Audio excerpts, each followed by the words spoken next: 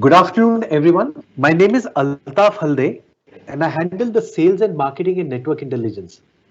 Today's webinar is on a very critical area related to the work from home that has become the standard norm in our working life.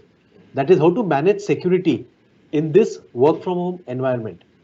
The speaker for today's webinar is KK Mookhey, who is the founder and CEO of Network Intelligence, a global cybersecurity services provider. So without taking much of your time, I would like to hand it over to KK and request him to take this particular webinar forward. So once again, thanks a lot for joining today's webinar. KK, over to you. Hi, welcome everybody to uh, this important subject. I'm very excited and pleased to be presenting to you. I will try and keep the presentation crisp and to the point, and then we will open it up for questions which you can put on the chat. Even as we go along, please feel free to put your questions there. I will continue to monitor the chat, but I will answer all your questions towards the end. So with that, let's get started. The quick background about me. I started in cybersecurity in the year 2001, which is a very long time back. Um, and it was in fact another crisis at that time, nothing as severe as now, but it was the dot-com bust which had happened. And many people said this is the worst time to start a business. But when I look back, it is true that whenever there is a crisis, there is always an opportunity. And we see that over here as well. The pandemic has forced all of us to adopt new ways of working, has changed the way that companies, look at the whole work from home situation. And we've also evolved more different ways of collaborating with other colleagues and also with clients. So anyway, so I started in 2001 doing pen testing work myself, and then grew the company to where today we are close to 600 people, and we have operations and offices all over the world. I also had the privilege of being one of the first speakers at Black Hat, and then I've been a hands-on consultant for quite a few years. Although in the past few years I've been more running the business than actually being able to provide hands-on consulting work. So with that, let's look at this agenda for today. The agenda is to basically look at the current scenario, look at how this scenario has led to cyber criminals looking to take advantage of the situation. And then we will look at some insights from the way that our company went work from home, and then what the cybersecurity challenges are, and what can we do to actually address these challenges. So as we said, this pandemic has created a situation where work from home is now a sort of norm. It's the new normal. Twitter just announced that they will permanently be allowing people to work from home. If you want to come to office, that's up to you. Otherwise, you can continue working from home. So more and more companies are seeing this as a viable long-term solution. And in fact, one of the largest IT companies in the world, TCS, has said that they will be moving towards a permanent work from home for almost all their employees. Our experience has been the same. We moved work from home pretty early actually in the game, and even if the lockdown eases up, we don't see a need where we will be asking employees to necessarily come to office. At this point in time, it might change, but at this point in time, it seems that things could carry on just the way they are, even if the lockdowns in various countries that we have offices, even if those lockdowns go away, whenever they go away. As I said, cyber criminals will obviously see this as a massive opportunity. They know that there are, millions of employees connected to corporate networks from their home Wi-Fi connections. Wi-Fi routers are not secured. Multiple IoT devices are connected on the same network. And then everybody is suffering different degrees of anxiety and fear. So obviously that's a great entry point for cyber criminals to come in and launch phishing attacks or use the COVID-19 or coronavirus as a theme to try and get people to fall for these phishing attacks. Zoom has been the target of much controversy, and multiple security risks have been discovered in Zoom. Of course, they release patches on a regular basis, but attackers, knowing that Zoom is now doing, I don't know, few 30-40 million daily active users, that's obviously going to be a great surface area of exposure to go after. In fact, this particular ransomware is interesting because it attacked one of the most advanced IT companies in the world, Cognizant, who have fairly good cybersecurity standards, I would say. Yet they fell for this. They were victims of this ransomware attack, and they've lost close to 60 or 70 million dollars supposedly as part of this attack. So this tells you that ransomware is something that we can all be vulnerable to, and I will address this risk in some time as one of the key focus areas. So I actually wrote a blog post on how we moved to work from home, and so I just want to take you through some of the key steps. So the first move that we made was actually on the 3rd of March. At that point in time, pretty much nobody was talking about working from home. The number of infections in India at that point in time was just 9. I was actually in Delhi doing some other assignment, and I remember my team emailing me that should we start looking at COVID situation. So what we basically decided at that time was to set up a small response team, which would have the senior business heads. Altaf, for example, was part of that team. Delivery heads were part of that team. And we set up a very small team. We included people from the administration department and from IT as part of that. And what we said was, let's build a list of all of our employees and all of our projects and see how many of these we can actually work from home. I think even at that stage, we were not really looking at 100% work from home, but we said, let's start seeing what can be done. As you would know, as a consulting company, as a cybersecurity company, a lot of our employees actually work at the client location. And that creates its own challenges because clients may or may not have sufficient VPN connections. Many of our employees were in fact using customer desktops. And so clients at that time did not have enough laptops to enable work from home for our employees. So we said on priority, let's look at specific teams that we should start moving work from home.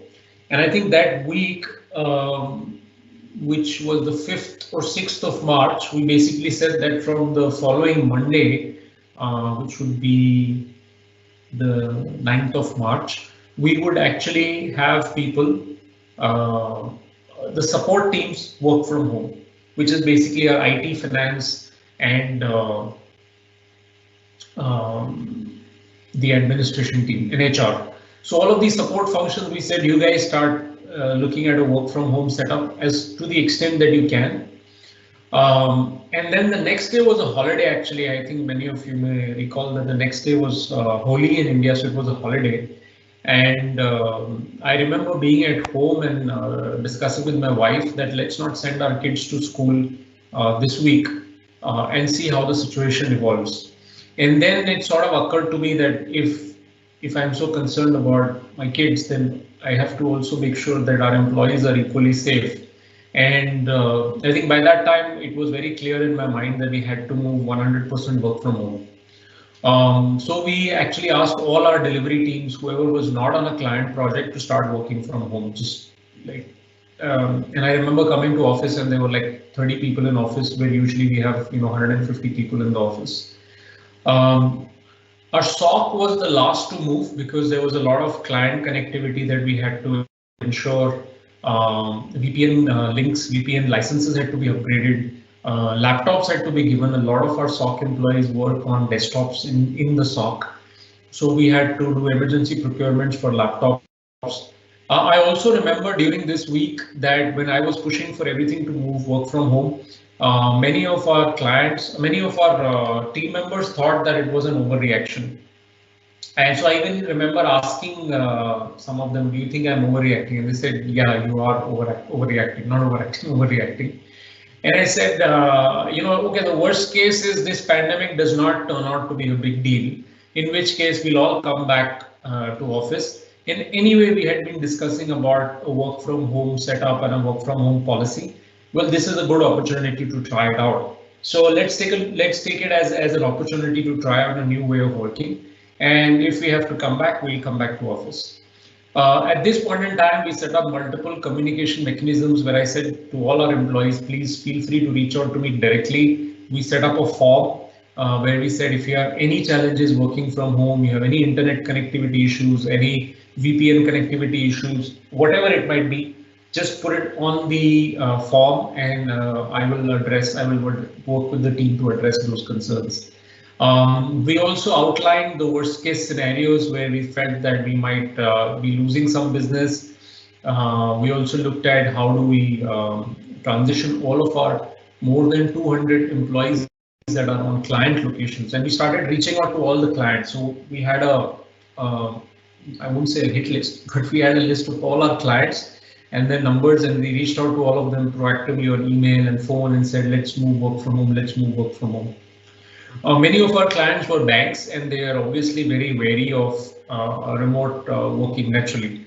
So they were reluctant, but eventually, as the lockdowns became enforced throughout the country, everybody had to move it to a work from home setup.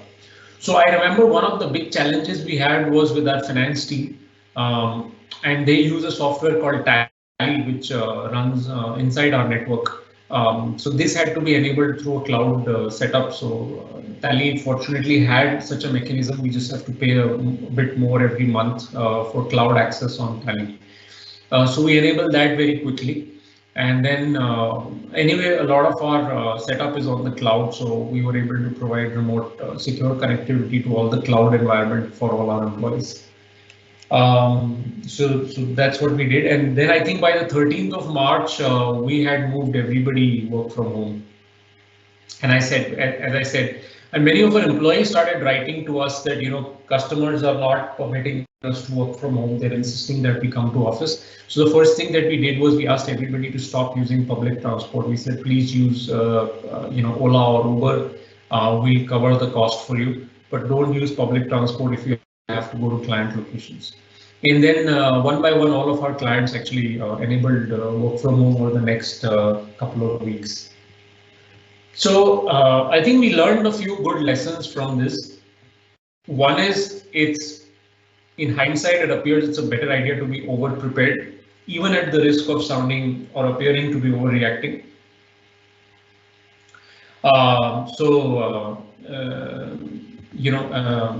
I was okay if it led to some embarrassment and people said you overreacted and look, nothing happened. I said that's fine. I mean, we could look at it as a DR drill, extended, week-long DR drill that we did. But once that decision was taken that we had to work from home, then we didn't deter.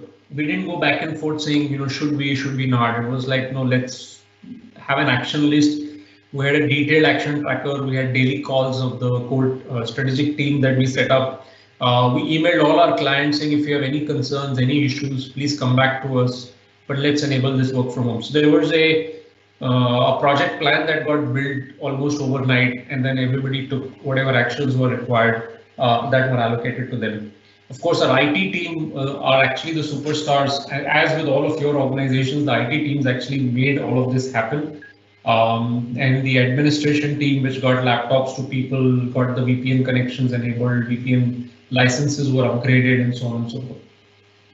The other important thing, I think, which is very important, is clear and constant communication. I think during this crisis, I must have sent out close to 15 or 20 emails to the entire employee mailing list. I wanted to make sure that there was two-way communication. It was not just me telling them what we're doing, but also them being able to voice their concerns and voice their fears, in terms of the situation as it was developing. And then, of course, with my senior management team, we were able to execute the whole action plan. And then as soon as things stabilized, as soon as all our customers had also enabled work from home, we did two key actions after that. One is we listed out all our top 20 customers and we set up meetings with each of them and we said, how are things going in this new setup? Is everything okay? Are you finding any change in the service level or everything looks all right? And in the large majority of cases, people were extremely happy and they said, we were one of the first service providers that moved offline and we've not seen any degradation in the service levels. So that was a big thumbs up for us. And the other thing that we did was, that we undertook a comprehensive security review of all of the things that we had done to enable this work from home setup. So we looked at each of our firewall changes, we looked at all the VPN connections we had given, all the remote accesses that we had enabled. And to be honest, some stuff we had done which we had to revert back because it did not meet our security standards. So we said, no, we have to. For example, some of the pen testing systems were given direct access remotely. We said, no, this has to happen via the VPN. So it was blocked and VPN connections were set up. And so within a week of moving to remote work environment, we had actually undertaken a full-scale security assessment. And then, of course, there was communication from me to the board as well on the steps that we were taking. A very interesting development that happened, I think, around the during the week of the 23rd, we actually received a call from one of our competitors. And they said that we've seen all of the stuff that you've done because I was posting on social media about our work from home. And he was like, we need advice. I said, sure, we're happy to help you. Some of my senior teams said, you want to help a competitor? I said, yeah, I mean, we're all in this together, so whatever we can do. So we jumped onto a call with them and they said, we have to move work from home tomorrow. I said, you can't do it in a day. Obviously, they had delayed their planning for quite some time.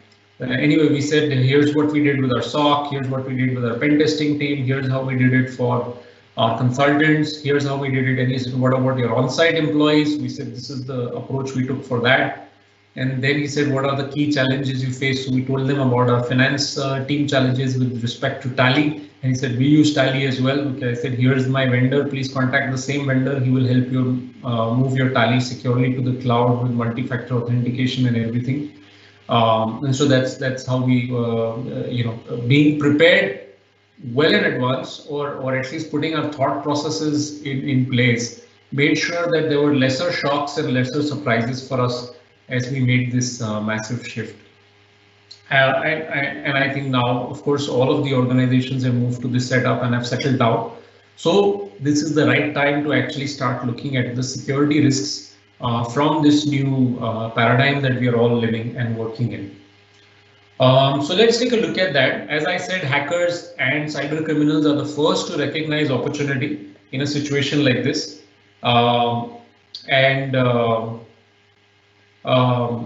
They have started, we've seen one of the clients, we actually monitor their security company, we monitor phishing emails that they provide a report a phishing type of a plugin. So we monitor the phishing emails and there's been a massive increase in the phishing emails around the theme of coronavirus and COVID.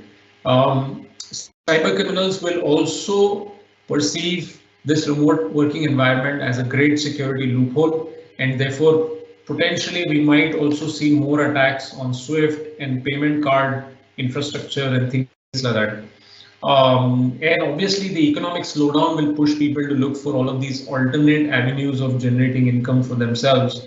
So unfortunately, all of this is a sort of ticking time bomb or just the right recipe for a mass increase in terms of the cyber attacks. So if we step back and look at what are the key risks in this new situation, actually much of this is not new. We always, all of our companies in most cases have always had remote employees connecting over VPN. whether it's sales and marketing people or senior management, whoever travels a lot has been connecting over VPN. But that was typically the minority of users. There's a smaller percentage of users. Now it's a much larger proportion, almost all the users. So the first risk that we have is that the company device provided to an employee gets compromised. And we'll talk about what could be the issues over here. The second concern that risk that arises is when you're allowing remote employees to use their personal devices to connect to the corporate network. In that case, there is a huge risk from the personal device getting compromised. In fact, I would say that.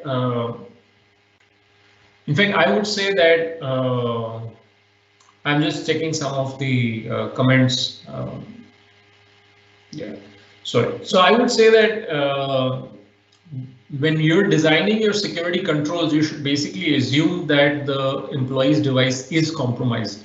And then the rest of the controls should flow, because essentially from a corporate perspective, your control on the employee's personal device security is extremely limited.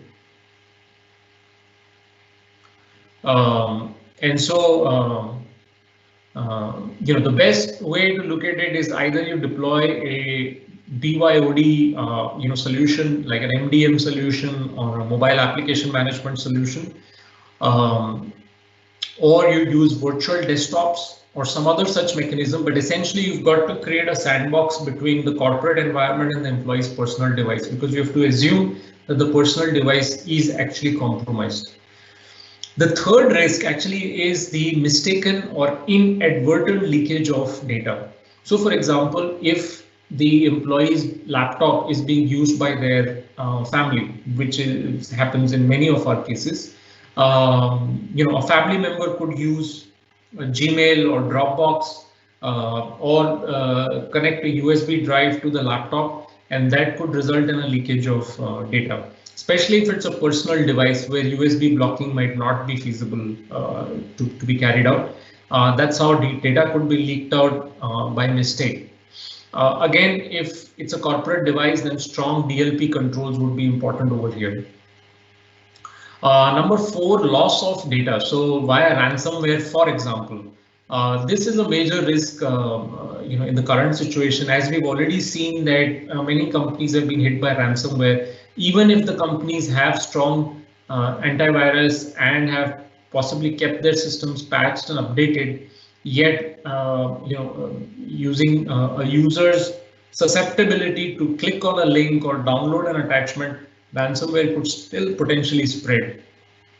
So the best mechanism to protect against ransomware attacks would be to ensure that you have proper backups of your data. And again, in the remote setup, backup of data could be a challenge because of connectivity issues, especially the data that is produced and used, created by an employee for work on their personal systems that may not be getting backed up properly.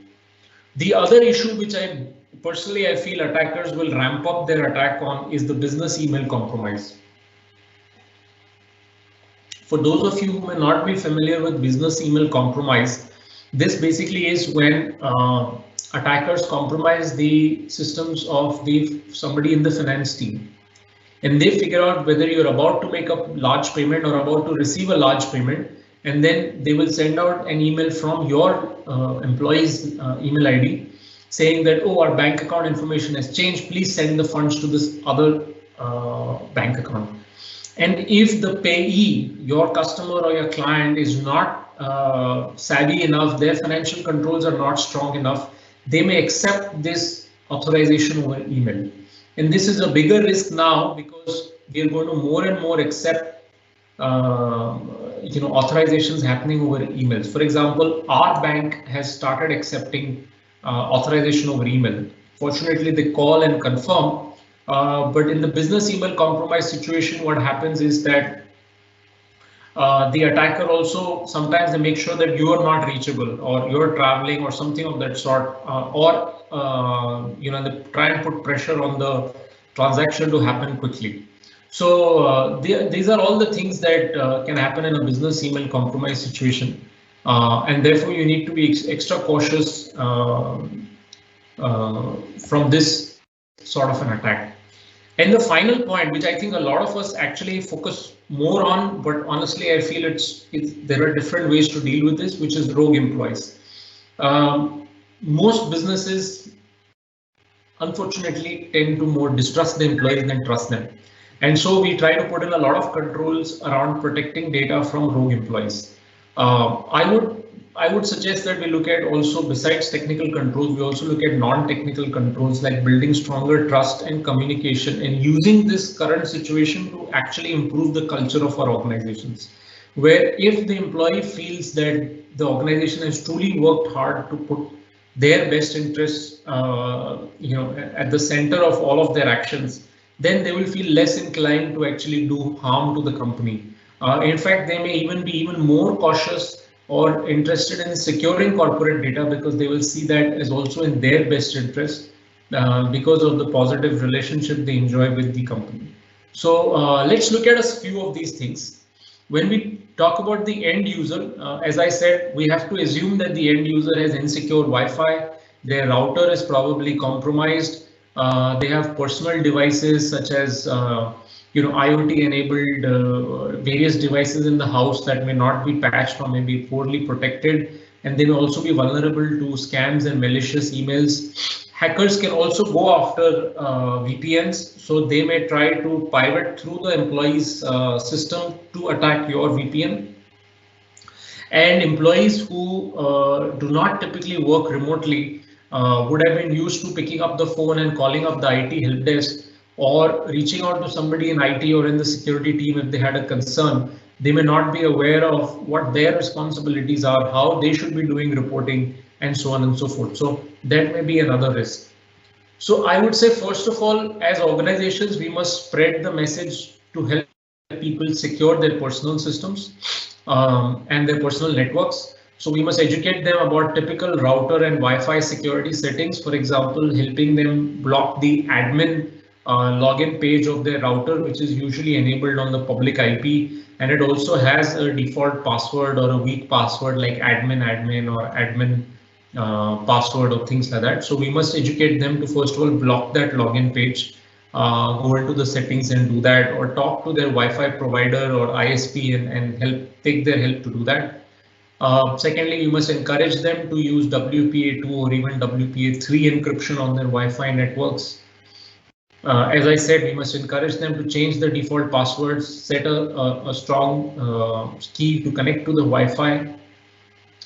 We must also tell them about the risks from other devices on the network, such as various IoT devices that are there. Those IoT devices we may not have cared about till today, but suddenly they are a risk for our organization's data and our networks. So it's almost like a rogue device.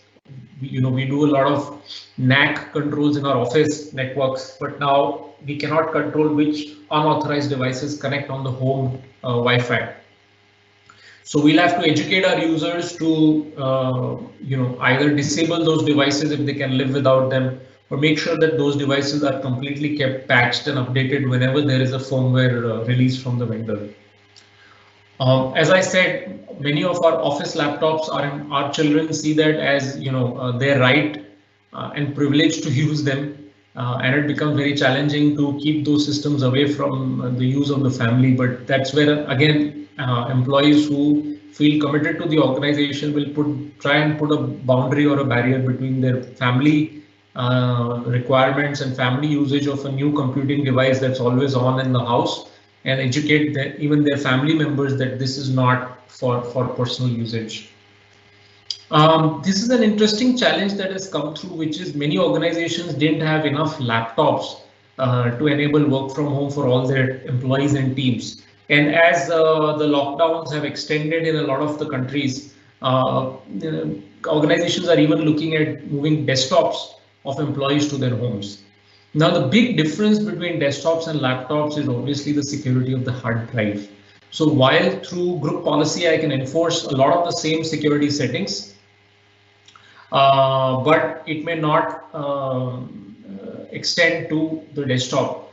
So in terms of, the desktop will also have the same GPO settings, but it may not have encryption of the disk as we do for laptops, and it may also not be feasible to sit and encrypt the hard drive of all our desktops. So this will continue to be an open risk. The biggest challenge being that somebody just opens up the desktop and carries the hard drive out, um, or desktops get stolen and the hard drive is goes without encryption. So that might be a risk. Again, if the employee is committed and concerned, then they will immediately report this information to the IT and the security teams, and some access can be revoked, passwords can be changed, and the organization and even the board can be made aware that such and such employee's desktop containing such and such data is there in the market. So there might be some public news or some media backlash when this becomes known information. If you can actually extend hard drive encryption to desktops, then you should look at that. But in speaking to CIOs and CISOs, obviously I've learned that given the number of desktops that people are looking to move home to the employees' homes, this may not be a feasible solution. But maybe for small, medium organizations, this may still be an option. Yeah, I mean, we just spoke about disk encryption. So as I said, from an organizational perspective, there are some interesting developments that are happening. Obviously, everybody was extremely focused on moving to work from home. Now that that has happened, it's very important that we start addressing the security risks. We've always treated every remote connection as a potential rogue entry into our network. And today, for many of our organizations, thousands or tens of thousands of such potentially rogue entry points exist into the network. Personal devices will continue to be a challenge. And what's also going to happen is that many organizations were already engaged in big time digital transformation exercises. Now cloud will actually become the norm rather than a digital transformation. So I mean, basically every new application will automatically be looked at as first cloud option available, and then only people will look at a an installation on premises. What will also happen because of this is a prevalence of shadow IT. I think we all know about shadow IT, which is that where the business goes and adopts IT systems unbeknownst to the IT and the security team. So we are unable to exercise sufficient oversight on that. And especially if your organization has adopted some single sign-on or cloud-based identity access management solution, then simply that new cloud application will get extended to the existing IDAM infrastructure, and the business users will be able to log into the new cloud application. So shadow IT is going to become a big ticket issue. And therefore, stronger governance mechanisms where IT and business actually sits and talks to each other on a regular basis becomes very important. Now, many of these governance structures existed when people were sitting in the same office. CIO or CTO could bump into the head of marketing or the head of retail banking and have these conversations. Those opportunities obviously don't exist in a remote working environment. Therefore, the need for more proactive outreach from the CISOs and the IT teams is important. The other important thing is that CISOs will be under a lot more pressure for approvals for new access, for new applications to be allowed into the enterprise, for new cloud workloads to be enabled. And therefore, CISOs will have to be very agile. They'll have to understand that the business truly needs this at this point in time. And therefore, checklists, policies, guidelines will have to be rapidly adapted and enhanced to allow the business to go in this new direction, yet keep the security risks under control. So this is going to require, we already always spoke about CISOs starting to become enablers rather than checkpoints or controlling functions. That transition will become even more critical now. So one of the things that we've started focusing on for our clients, like I said, many of these things are not new. But what's new is the perspective that has changed, the focus that is required. So for example, when we talk about antivirus, when we talk about patch management, when we talk about installed software on the endpoint, these are all what we would call basic security hygiene. It's not that we need to do this because we are in this new paradigm. It's because this is anyway important. But what's more important now is to be closely monitoring the level of compliance on these hygiene measures.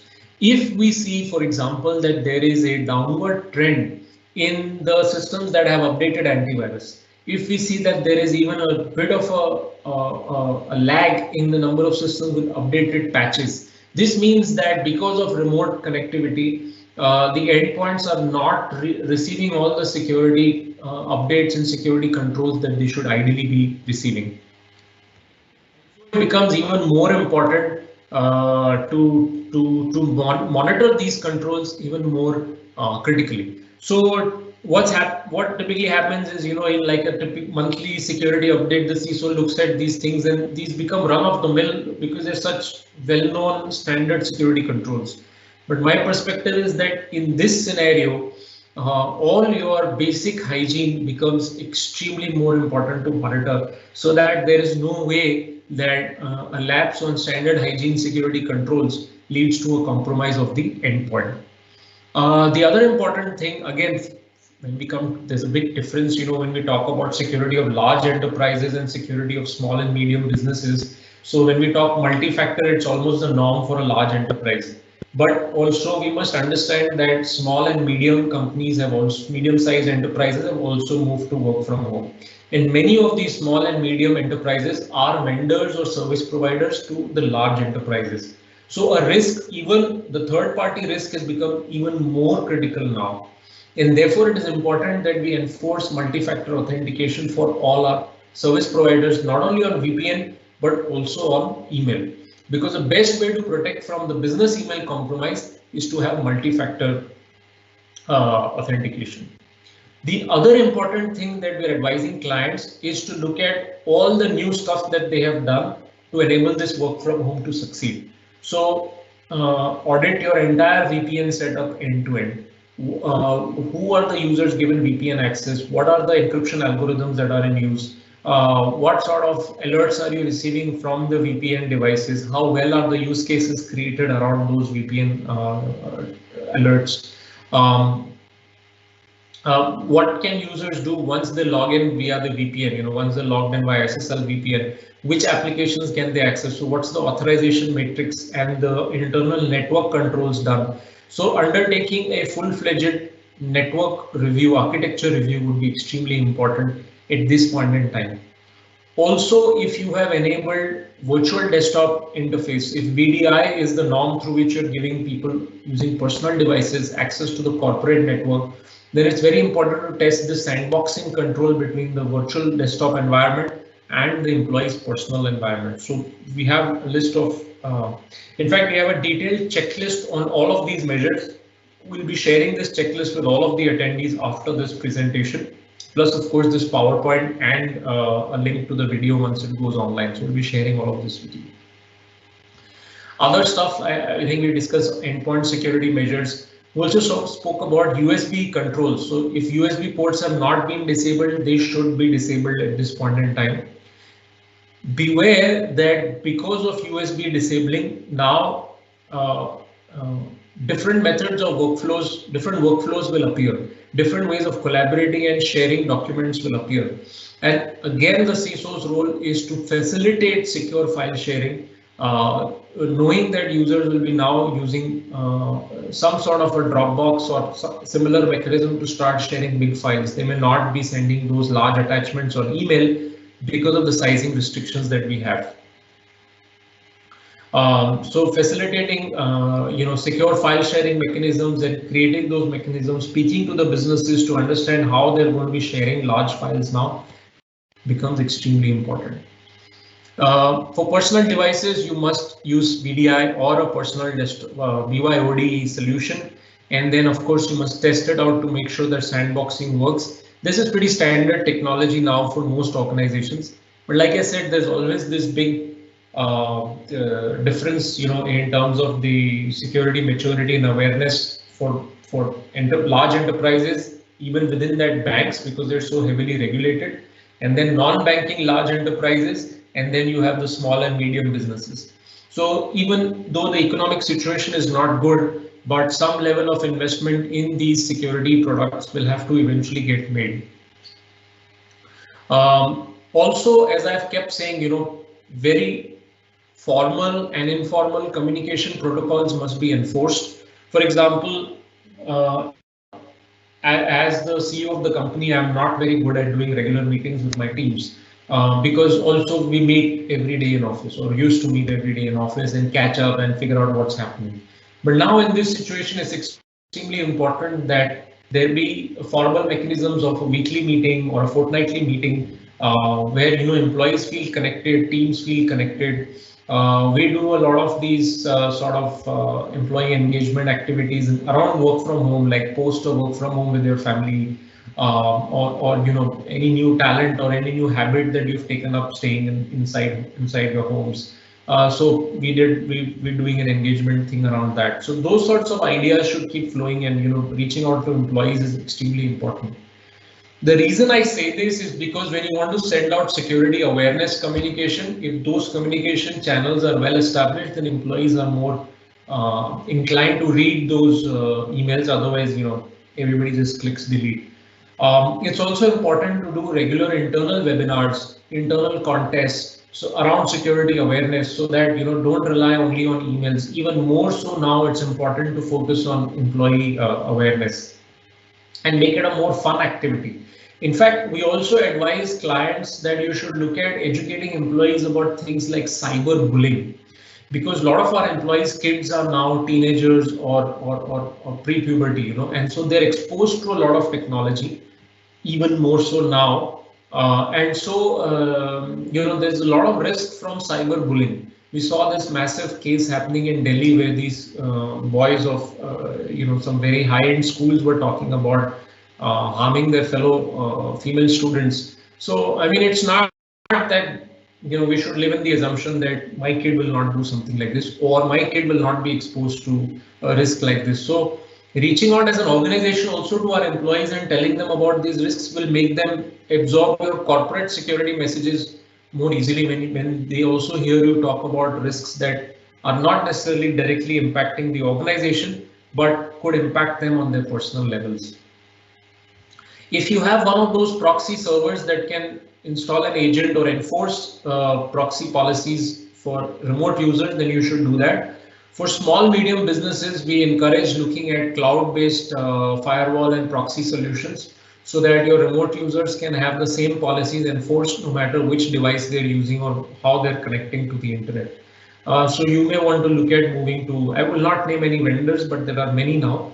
Or you could look at subscribing to one of these cloud-based proxy or firewall providers. The other thing is that it's very important, again, to be proactive, enhance your corporate security policies where needed, issue new guidelines. For example, many of the customers came to us about Zoom and we shared our inputs with them. So, I mean, to be honest, I think Zoom is just fine. But people get concerned. So should we use Zoom? Whether we should not? What should we do? So on and so forth. So it's important to issue, even if it's a short email, but address these risks as these questions arise and these situations develop. Finally, like I said, very important to revisit and relook at all your backup solutions and mechanisms and check if there is any gap or any data that could get lost because it's not been properly backed up. Finally, I want to talk about that it's extremely important to use every threat as an opportunity. In the current situation, is in a way an enhanced threat. There's an increased level of threat, and of course there is an increased level of risk from our own employees, misusing this situation or being exploited themselves. So one. As somebody who also runs a company, I would say this is a good opportunity to increase the level of communication, promote more trust, and actually bring about a cultural change within your teams. If you don't run the whole company, you run a large team or a large division or a small team. This is a great time to actually promote a culture of trust and open communication. People are very anxious. Not only are we concerned about cybersecurity, but as all managers and leaders, we are also concerned about productivity.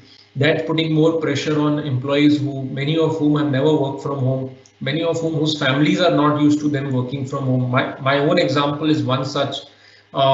Before this situation, I always had a rule that when I get home, I don't look at my phone. And so people know that my phone will be on silent, and it will be charging. I will not be using the phone as long as I'm with the kids, because I don't want them to perceive that I'm on the phone when I'm at home. And now, from the minute I wake up till 7 or 8 p.m., I'm on the phone and the laptop, and they're extremely unused to this. It's taken them a long time to get used to this. In fact, if you can see, I'm actually in the office. My office is very close to my home, so I come every 1 or 2 days, and especially for the webinar. Otherwise, you would see two toddlers in the background right now, trying to add their own 2 cents into this webinar. So it becomes extremely difficult. Actually, it's a lot of stress for all of us. Even for the women employees in our company, there's the added workload of the work they have to do at home, and the office work, and the kids. So all of this is creating a lot of anxiety and pressure for all our employees. So more empathy and more open communication, I think, would help build stronger bonds. Many employees are also concerned that they might lose jobs. Um, so there can be a tendency on employers' front to become more relaxed on some of these aspects, thinking, where are these guys going to go? There are no jobs in the market. But I think the positive way, or the better way to look at it, is to see this as an opportunity to build stronger ties with our team members. So with that, I'm just going to jump over to the chat and see what are some of the questions that have come. So let's look at. Okay, so great question. First question is, how have attackers attacked Zoom software, and is it still safe to use Zoom? Because we get many webinar requests on Zoom. So that's a great question. Many of my own family members and friends have asked me about Zoom. So my response to them is, are you doing something which could be a concern for the US government? So they're like, what sort of a response is that? So the idea that I'm trying to explain to them is that there are threat models. For example, you could say, is my phone a security risk? Yes, it's a security risk, but also who really wants to come into your phone, and to what extent are they willing to go to get to your phone? Now, Zoom in the earlier days was not very security focused. I remember last year there were some massive security issues on Zoom. Their response was so-so, but now it's not. Now they've set up a dedicated security team. They've hired some very good security consultants. As soon as a security risk is reported, they rush to fix it and release a new update. So I would say Zoom is fine to use. Make sure that your Zoom software is patched and updated. Whenever you see an alert that there is a new update available, please apply it. Please tell your employees to apply it. The default Zoom meeting now is password protected. I think the default Zoom meeting also requires the host to admit the new participant, any new participant trying to enter the meeting. So all in all, I think Zoom is fine. Just don't use an older version of it, and don't run non-password protected Zoom meetings. Anyway, that's not the default.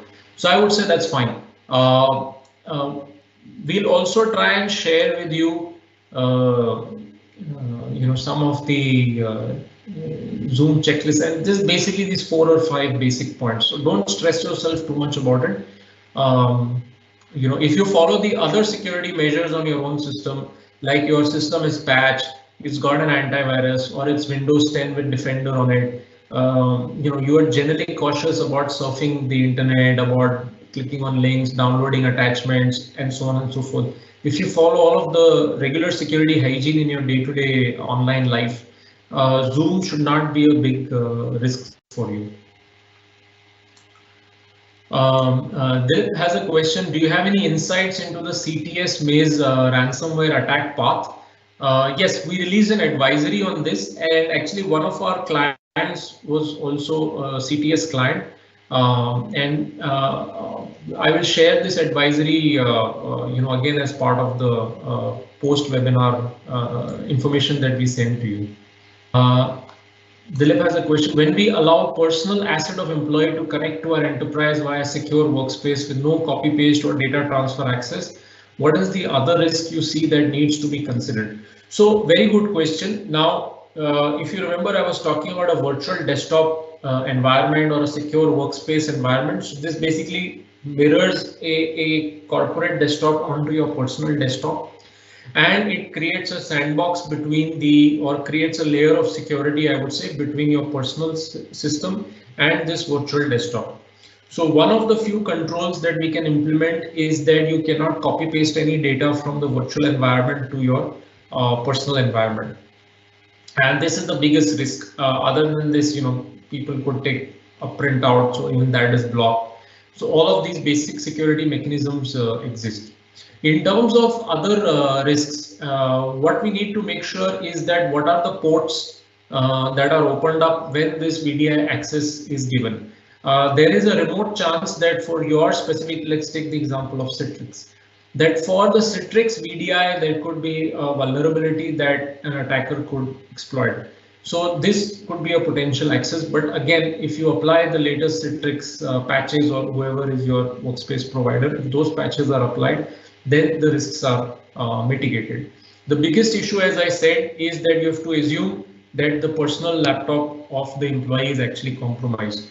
And because we are providing this virtual firewalling layer, in fact, many of these VDI provide some sort of firewalling control as well. So they restrict the port numbers, they restrict the access from the virtual system into the, sorry, from the personal system into the virtual system. The risk is mitigated to a very large extent. What we do is that we test this out as part of our regular assessment. So when we do a security assessment or a network architecture review, we test this out. How do you track compliance and ensure systems are updated even during work from home in terms of patching, policy updates, etc.? So the same mechanisms that exist in terms of, for example, your antivirus server would give you a status of what's happening. Something like Microsoft SCCM would tell you in terms of the patch installation and also in terms of software installation. So the monitoring from the CISO's perspective should be even more on these basic security hygiene. Ensuring that every USB device has been blocked, even for people that you had given USB access to. I mean, who are they now going to share that USB data with? So it might as well do a universal block of USB. This is a good opportunity to push through some of those more annoying security controls, right?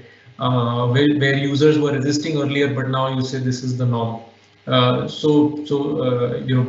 USB universally in the entire organization might be a good way to do it. As I said, because these are such basic security measures, many times security teams don't pay enough attention to it.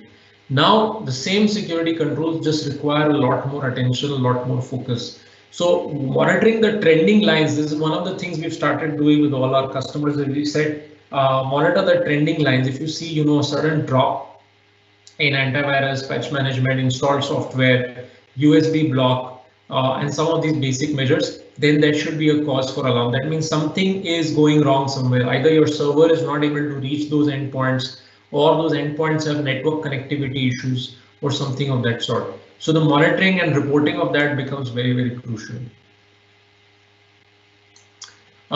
This is a question: the employee's personal device has been compromised, whether the company's cyber insurance would cover it or not.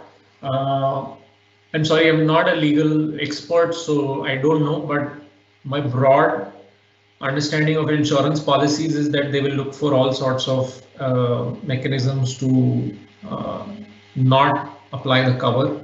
And so my guess is that yes, if it's a personal device, they would say it's not a corporate device, it was not controlled by the corporate security policies, so compromise from that may not actually be covered by our cyber insurance policy. This is a fantastic question. It would be a great input for others in the audience to actually go and check if their policies will cover this or not.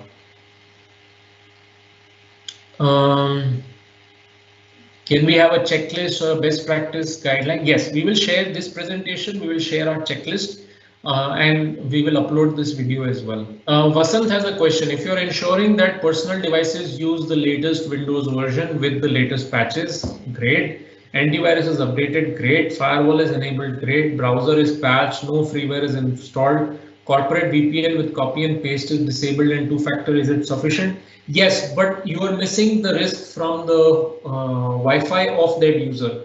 So their network could get compromised, A, because their Wi-Fi is the router is not sufficiently secured, or because any of their IoT devices in their home network are not secured.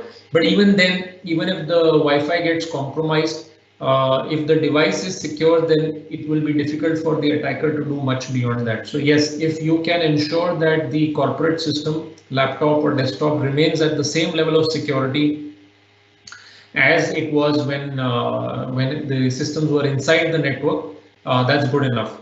But if you're asking this question with respect to personal devices, then yes, even if you secure a personal device to this level, but you miss out on Wi-Fi security and other IoT device security, it could still be an issue. I have a question regarding the finance team using Tally. How safe is it if we opt for Tally in the cloud, ensuring data security of the entire company? You're very right. As far as I know, the current Tally setup does not support multi-factor authentication. We are talking to the vendor and trying to enable MFA. But at this time, it is basically a URL in which the employee enters their username password. So it's very important to talk to your finance team and ensure a higher level of security awareness within the team, higher level of consciousness amongst them as to the risks of Tally being on the cloud. So it is a cause of concern at this point in time. If there was MFA on that Tally enabled, then that would be brilliant. That would address a lot of the concerns here. How can we keep the employees more aware about cybersecurity? We are already sending daily SMS or weekly emailers. So let me tell you a very harsh truth. Most of your employees don't read those emails because they find it boring, and yet another email asking us to do so many things. Already the government keeps asking us to do so many things, and now so does the company. So as I've said, one of the ways to engage with employees is to tell them things that matter to them, which is how to keep their family safe, how to keep their kids safe, how to ensure personal cybersecurity hygiene. Those things I think get more resonance with employees, and they will then listen to your secondary message, with more open ears. They will be more open to those sorts of messages. So that's one. Second, of course, you can organize competitions, the same stuff like many companies do this. You can have contests, you can announce cybersecurity winners, you can have an idea contest, have people share their ideas about working from home and risks that they think and things like that. So I think reaching out to them at a more personal level on issues that impact them and their families, that might be a great way to educate them on the other stuff. How should companies proliferate the message of basic IT security hygiene across all levels of the organization? I think when we talk about security at different levels of the organization, it is a bigger challenge with the senior management who think sometimes that the access that they are asking is a right, is a birthright. So this might be a great time, as I said, to use this opportunity to push uniform security controls even across people that had more privileges earlier.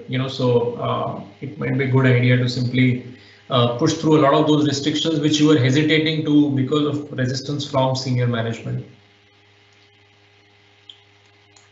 How should companies monitor employee performance and productivity? Yeah, we'll do a different webinar on this, a separate webinar on this. I will first attend a few webinars to learn, and then I will conduct a webinar on this. Yeah, I mean, just to not be dismissive, it's a concern for all of us, right? I mean, we have, to be honest, our work levels have reduced. Some of the projects that we had many people engaged on, those projects are not happening because they require people to travel, go overseas, do audits in different parts of the world. All that is now stopped. We had projects where people had to travel within India. Those projects are all on hold. So definitely there is increase, in free time for employees, and there is only a limit to how far you can go over here. So it's an open question. We don't have concrete answers. I think you have to look at each business unit, each business process, and then define productivity criteria around that. So for example, for us, it could be the number of URLs or IP addresses tested. The way we do it is like we have timelines for every project. So if the projects were completed within a given timeline, that's a good productivity metric that the person was not, wasting time and delaying the project execution. So that could be one way. Other than that, it's basically you get a pulse when you talk to people on a regular basis and interact with them, have weekly review meetings. If whoever has been running a department for a few years gets a good sense of how much is the output that should be coming through from an employee in a particular role. What is the probability of an infected home system infecting the organization's network? Exactly. This is the biggest risk that we've been highlighting in the whole webinar, which is that you have to assume that the employee's personal system is compromised. And assuming that it is compromised, now all your security mechanisms should come into play.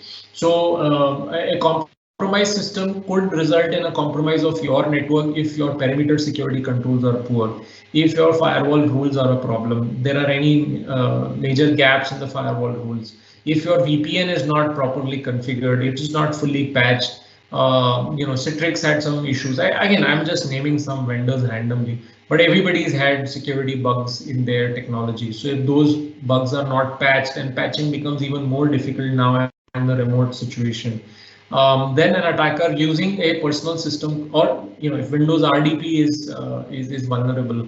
So all of those vulnerabilities now become extremely important as attack vectors.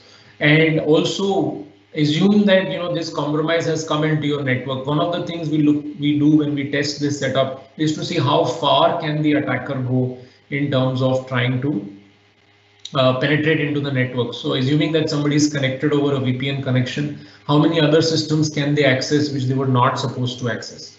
So that's the sort of assessment that you really need to carry on. Multi-factor authentication for emails is now the default actually on almost all the systems. So for example, when I log into my Office 365 account, I get an OTP on my phone, and I also have the authenticator app. So there is a number that comes here, which I am not concerned that you're seeing that number now, because by the time I keep my phone down, that number would have changed. Plus, you would need my username and password to log into my email ID. So that definitely is a big benefit. Even if a system is compromised, let's say my laptop were compromised and somebody put a keylogger and was able to access my email account, they would still not be able to log in without the second factor, which would either come through this authenticator app or would be a OTP sent over SMS. So multi-factor email is now the de facto feature in almost all email service providers, so whether it's Google Suite or Office 365. So 100% you should enable multi-factor for all your emails. How is NII serving its customer in such scenarios? Is this one of our salespeople asking this so that I can make a pitch for our services? I mean, we are doing a lot, right? We issued a checklist maybe about 2 weeks back to all our customers. In the rush of the pandemic, we actually offered 2 hours of free service to all our customers. Any sort of assessment or quick review they wanted to get done, any policy they wanted, any changes they wanted on their work from home policies, cloud security policies, we said 2 hours of free work we will do. From a commercial perspective, we are offering customers to do a complete review of their VPN, VDI setups, firewall configurations, complete network architecture reviews, so on and so forth. For our SOC customers, of course, we are doing regular governance meetings, telling them if we are seeing an increase in the number of attacks, what the threat intel is telling us in terms of attacks using the current setup as a leverage point. We're releasing advisories like we did on the Maze ransomware. We release regular. So I think we're doing fairly quite a bit, but yeah, suggestions are welcome. What would be the secure approach to expose VDI solution over internet, directly over web or through VPN? VPN is of course the preferred way, but even if you did it directly, testing it out would give you the level of assurance that, you know, even if it's not via the VPN, it's fairly well secured.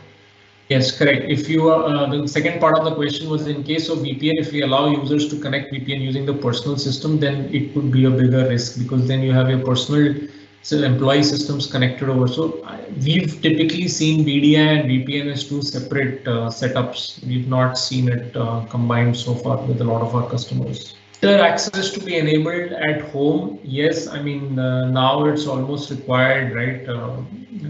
Unfortunately, my home printer doesn't work, so sometimes when I need printout, I hop over to the office. But yeah, printer access, you'll have to allow it. Again, this is where the CISO agility comes into play. If you don't allow printer access, a lot of your finance teams may not be able to do their work. And then again, there is a risk of data leakage. So there, if you have a DLP, that's a good compensatory control to allowing printer access. But if you don't have a DLP and you have to give printer access, then you have to. I don't see much of a choice there. As long as you educate the user about the risks and you know, concerns, that should be fine. Also, you must understand that if the user does take a printout of highly confidential information, where exactly are they going to go with those printouts, right? I mean, there's no courier service working. If you think that they would have scanned and sent those documents, they can do that with their phone. They can just take photographs of that document on their laptop screen. So I think just always look at the threat model, look at the risk scenario, and then take a decision. Whether it's good to deploy a rental desktop, that means you're going to hire a temporary desktop for this purpose and basic security measures to be taken. I think we've addressed a lot of those measures. If that remote desktop will connect, whether it's old or I mean, just assume it's a compromised desktop, right? And from that perspective, your security measures should start. How is the cybersecurity field going to play a crucial role in this COVID situation? Yes, I mean, to be honest, as I said, we've seen a slight reduction in our business currently because of the travel restrictions. But eventually, cybersecurity will definitely be one of the key, you know, areas, because this is definitely a high risk situation, and cybersecurity controls will become extremely important as we go forward. So in terms of increased testing, increased monitoring, increased advisory awareness, there's going to be a lot of you know, action happening within the cybersecurity space as we go along. All right, so I'll just take one more question. Let's see. Interesting question. The possibility of compromising the firewall. Yeah, I mean, any corporate asset can potentially be compromised, but I mean, most enterprise grade firewalls or even UTMs are fairly well secured nowadays, as long as you apply the patches. The only challenge is that, you know, with remote working, the possibility of getting a downtime to apply a patch and then doing it remotely is the challenge. But if you can do that, then you know, most enterprise security solutions should withstand attackers. All right, so with that, we'll bring the webinar to a close. You know, in fact, this next few slides talks about the things that we can undertake at the organizations. So look at email security, cloud application security, do a network architecture review, look at the flow of sensitive data like card data, etc.